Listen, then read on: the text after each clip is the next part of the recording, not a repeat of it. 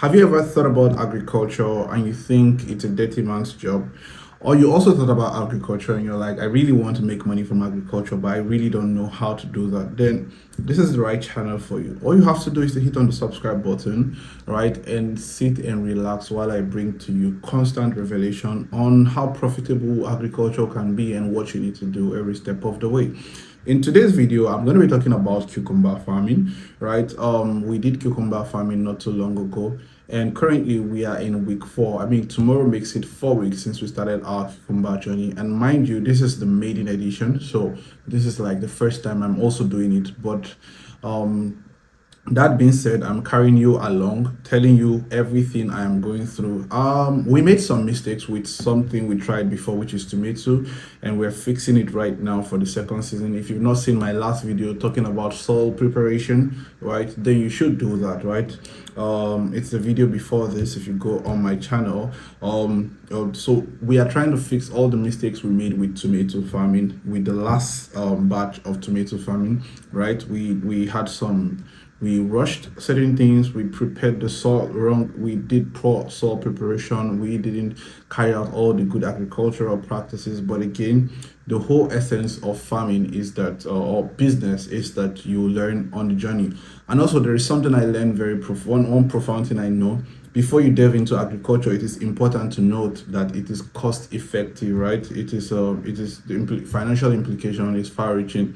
It's not a cheap endeavor. It's not just about getting your seed and planting it, right, and then reaping so much from it. That's not the case. So you need to have enough resource enough funding, right, that would aid your initial failures, right, up until when you become profitable, right? Some people are lucky enough to just hit it once and start making profit from the venture.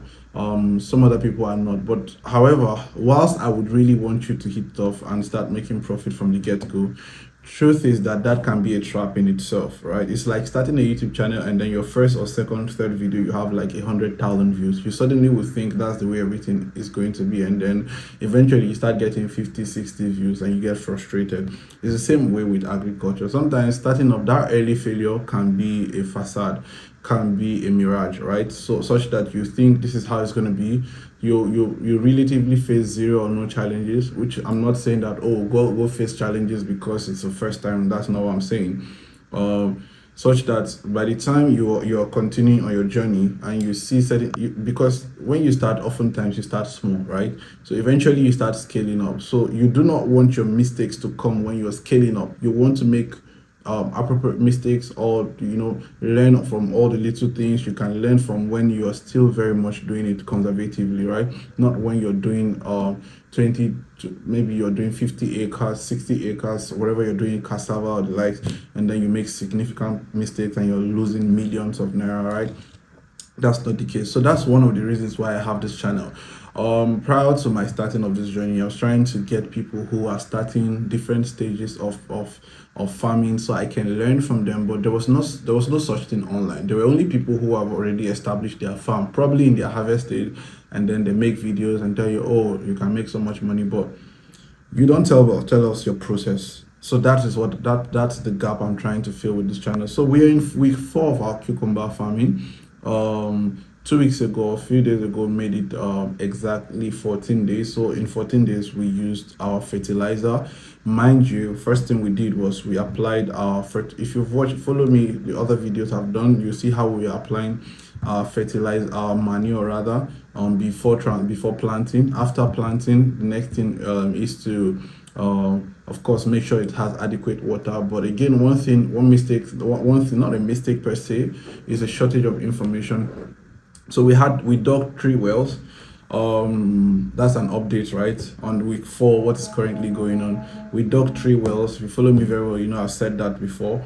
We dug the first one for the first batch of tomato we're doing, but we soon realized it was not enough. So we dug 2 more wells, making it 3, right? Very, very expensive, because an average cost of digging a well is somewhere around 450,000 naira, thereabout. Then you would have to still buy a pumping machine, which is about 180,000 naira. So you'd be running to, in total, somewhere around 600,000 naira for a single well. And to dig a borehole, you dig a borehole for somewhere around 2 million naira currently. So when you do 600,000 naira times three, that's 1.8 million naira. So why not just dig a borehole? But the bone of contention was that the initial land we were using was not ours until we actually bought ours, which is just a land beside the one we're using. So now we can do certain, if we can go on to carry out certain infrastructure or develop certain infrastructure on our property, not minding that, oh, we would be told to move tomorrow, next, or whatever, right? So yeah, so we realized that the three wells we dedicated one to the cucumber, which is somewhere around 2 plots, and we left the remaining two for the tomato, right? So we've been harvesting the tomato, doing pretty well, but not as much as we expected. Mind you, this is a disclaimer: never farm tomato when it's dry season, especially if you don't have a greenhouse. Number one, it's not just about the challenges, the ridiculous challenges you'll go through, you will have. It's also the fact that the weather does not support you. You'd have lesser fruits, smaller fruits, have more insect infestation. You have issues with fertilizing because the soil is dry. You don't have the penetration would be very difficult because it's not wet. Just a lot of challenges here and there, right? So never do that. So, but recently we realized that we're almost done with the harvest of the tomatoes. So we pulled out one well and dedicated two well to the cucumber. Also, another thing we did was we started manual watering because we realized that that's not just enough. Just watering with two wells is not enough. If we had a borehole, we probably turn on the generator and water for close to 20 minutes, right? That's adequate because, mind you, about 70% of cucumber is water, right?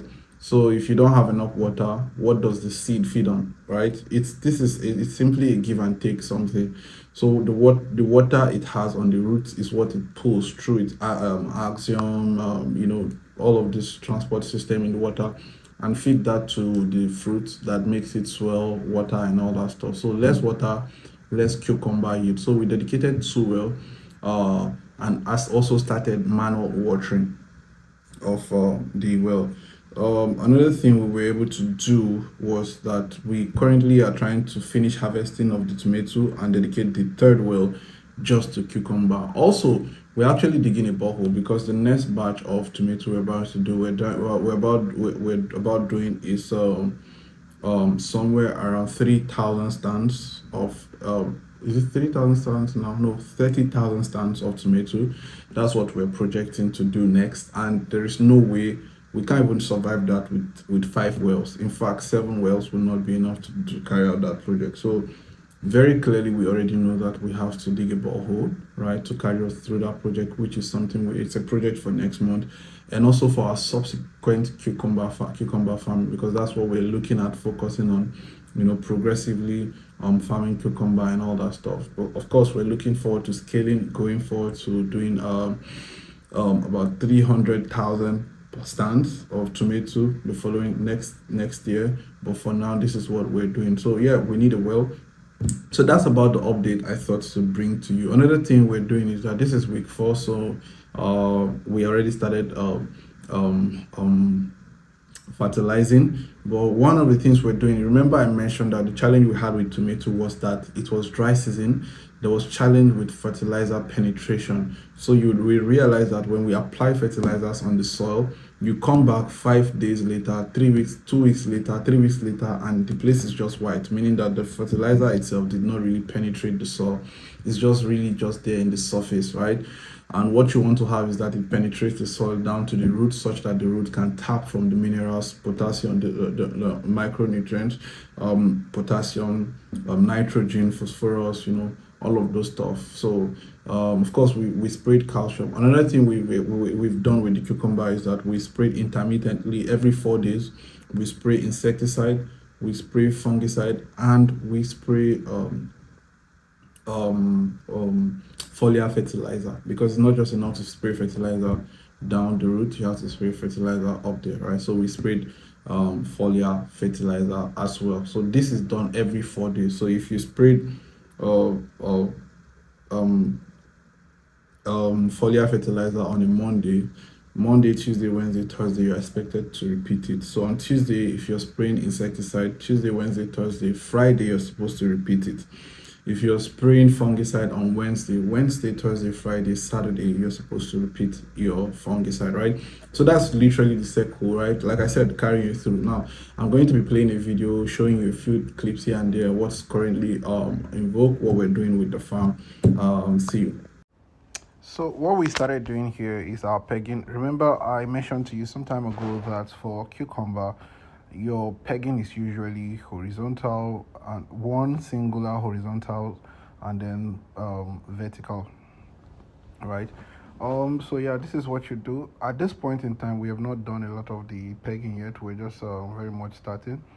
But in this other video, you can see that we have done significant. We've gone. There's still about. We've done like 95% thereabouts. Still have some to go. You can see our watering.